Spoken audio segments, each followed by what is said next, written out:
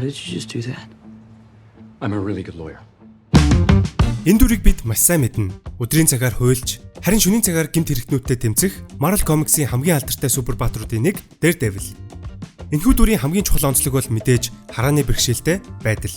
5 мэдрэхүй нэгэ алдсан ч Marvel-ийн ертөнцид хамгийн шилдэг гардан тулаанчдын нэгт 109-оор багтдаг. Wait. Do you pretend to be blind, man? Because that is really No, problematic. I'm blind. Relax. I have a spatial method that I use to see. Oh, like echolocation. Yeah, kind of. It's I basically have really good hearing. Харин Daredevil-тэй адил хараагүй, эсвэл харааны бэрхшээлтэй хэдий ч түүнийгээ давуу тал болгосон хүчирхэг хараагүй дайчид pop соёлд цөөнгүй. Бодит амьдрал дээр ч эртний үлгэр домгууд дээр ч бас дурддагддаг. Тэгвэл тэдгээр хараагүй дайчдын дүр яг хаанаас үүдэлтэй вэ? Бичлэгийн эхлэх өмнө нэг мэдээлэл хүргэе. Univision удирдлагаараа шинэ машин асааж байна гэд төсөөлөд үзтээ. Киногоо зэдэл цоо шин, албан ёсны дистрибьютор Top Motors-ын оруулж ирсэн RAV4-тэй болох боломжтой. Тэгвэл яаж шинэ машин эзэн болох аргыг зааж өгье. Univision-ийн RAV4-тэй кино зэсээс кино үзэх, эсвэл дурын кино багцаа идэвхжүүлэхэд урамшуулалт оролцох эрх үүсгэнэ. Бас нэг арга зааж өгье. Toki аппликейшн ашиглан Movies-ээр киногоо түрээслүүл 50% хөнгөлөлтөд түрээслэх боломжтой юм байлээ. Одоо харин бичлэг рүү орцгоё. Юун түрүүнд бидний сайн мэддэг хараагүй дүрүүдийг эргэн санацгаая. Уран зохиолоос эхлээд видео тоглоом, комик, анимашн болон кинонууд дээр гарах дүрүүдтэй бид илүү ойрхон. Видео тоглоомоос гэхэд л League of Legends-ийн хараагүй хувраг Lee Sin, Ionaгийн эртний тулааны урлагийн мастер. Эсвэл Mortal Kombat-ийн хараагүй элдчин Kenshi Takahashi. Зохиолт хараагаа алдсны дараа өөрийгөө бэлдэж, гол буруутан болох Shang Tsung-ийн араас элдэж буй талаар гардаг. Түүний түүхийг 2022 онд гарсан Mortal Kombat Legends Snowblind Animation дээр илүү дэлгэрэнгүй харуулдаг. What shall I do with you? Just kill me. I don't want to live like this.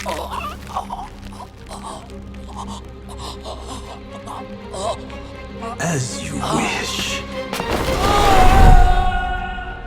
Тэгвэл өөр нэгэн анимашн болох Avatar franchise-ийн хамгийн дуртай дүрүүдийн маань нэг Toph Beifong ч бас хараагүй нэгэн.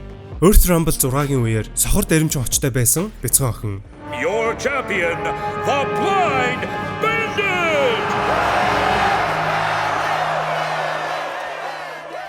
Toph хамгийн хүчрхэг Earth Band-руудын нэг маргаангүй мөнч түүнийг онцгой болгож буй зүйл түүний тусгай чадварууд. Чичирхийллийн мэдрэхүй ачаар хинээч харж чадахгүй зүйлийг харж, Metal Bending-ийг анх бидэнд танилцуулж, тэрхүү ертөнцтэй ч мөн дэлгэрүүлсэн. Нэмээд түүний зөрүүд, хошин зан чанарууд тэрхүү дүрийг илүү сонирхолтой болгодог. There it is!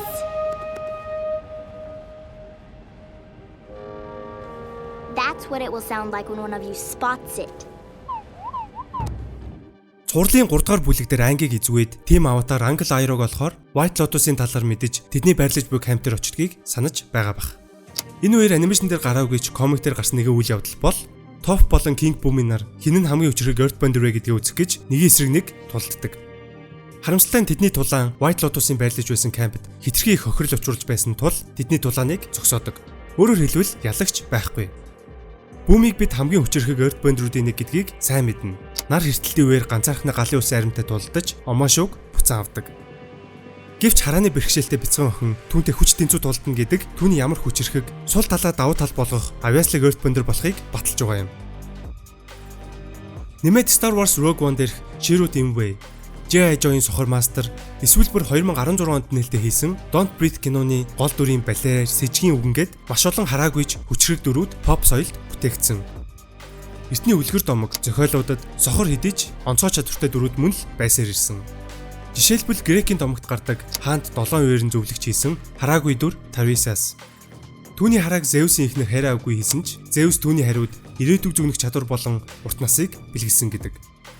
Аль эсвэл бидний хамгийн сайн мэдэх Монголын нууц товчоонд Тэмүүчний уг гарал ба бага насны үедэр дурдах Торголжин баяны хөвөн Дуваа сохор.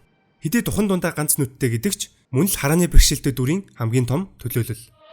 Торголжин баяны хөвөн Дуваа сохор Добоо мөргөн хоёр өглөө.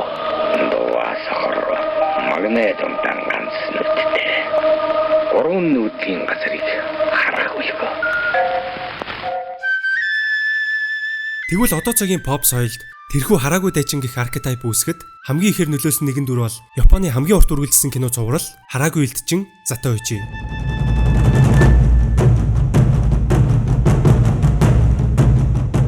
Хамгийн анх 1948 онд зохиолч Шимозава Каны Затоичигийн домог гэх хэсэн дээр танилцуулагдаж 1962-оос 1989 он хүртэл нийт 26 бүрийн хэмжээний кино зурвал гарч байсан юм. Үндсэн кино зурлаас гадна 1974-өөс 79 оны хооронд 100 анги бүхий телевизийн зурлыг гаргаж бүгдд нь домог жүжигчин Кацу Шинтаро тоглосон. Бүр Затоичи Challenge нэртэй 17 дахь бүрийн хэмжээний киног 1989 онд Three Star Pictures ремейк хийж Blind Fury нэртэйгээр Америк нэгдсэн улсад нээлттэй хийж байсан. Энэхүү домог дүрээр 2003 онд миний хамгийн дуртай уран бүтээлчтэй нэг Такаши Китано өөрөө гол дүртэн тоглож найруулан өөр нэгэн сонирхолтой хөлбөрийг бүтээж чадсан.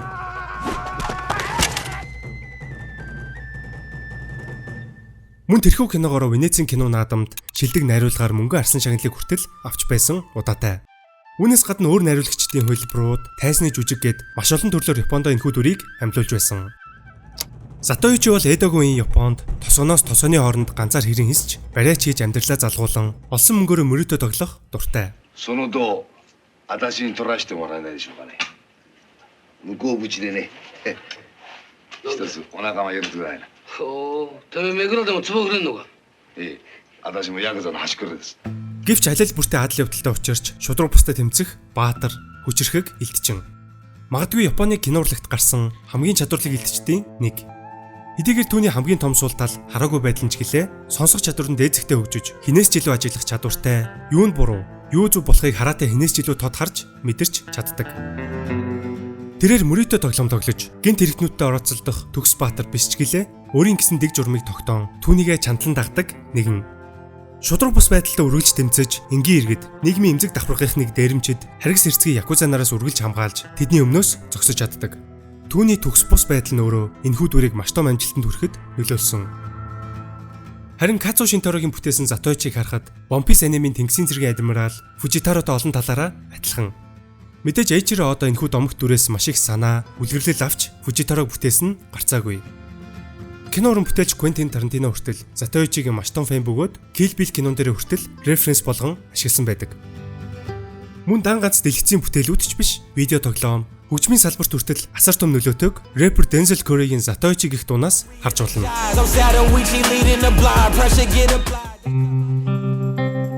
Магадгүй Затоичигээс өмнө баатар гэх ойлголт арай өөр байсан байж болох юм. Харин Затоичигийн муу зуршил, дотоод асуудлуудаас гадна хөгжлийн бэрхшээлтэй байдал нь уламжлалт баатруудын хөвшмөл байдлыг эвдэж чадсан. Самурай талаасаа ч муу адил. Самурай нар тушаалаа чандлан биелүүлдэг. Хүйтэн сэтгэлтэй, баатарлаг, сул дорой байдлаа харуулдаггүй. Харин Затоичигийн дүр мөн л эсрэгээрээ. Инэрэнгүй, хинэж тушаалыг дагдаггүй. Зөвхөн өөрийн дотоод дэг журмыг даган тулалддаг. Нэмээд маш олон сул талуудтай. Түүний нэг нь ч хараагүй байдал. Тулааны хэм маяг нь хүртэл самурай нараас ялгаатай. Гисэн хэдий ч Затоичи гих сохор элчний дүр Японд болон дэлхийд дахинаа тогтсон баатарлаг дүрийн хөвшмөл байдлыг эвдэн асар их нэр алдарт хүрч pop соёлд мөнхрөн үлджээ. Бидний хайрлаж явдаг олон гайхалтай дүрүүд энэхүү хараагүй элчнээс санаа аван цаашид улам сайжирч хөгжүүлэгдэн явсаар байгаа юм. Түүний хараагүй байдал нь дотоод хүчнийх нь илрэл болж нүд гэдэг зөвхөн гадаад үзмжийн нэг хэлбэр хүний жинхэнэ хараа дотроосоо гарч болдгийг харуулсан. Нэмээд мэдээж хөгжлийн бэрхшээлтэй иргэдийг медиа салбарт төлөөлж тэдний дуу хоолой, нүүр царай болох нь нийгмийн маш чухал үйл хэрэг билээ.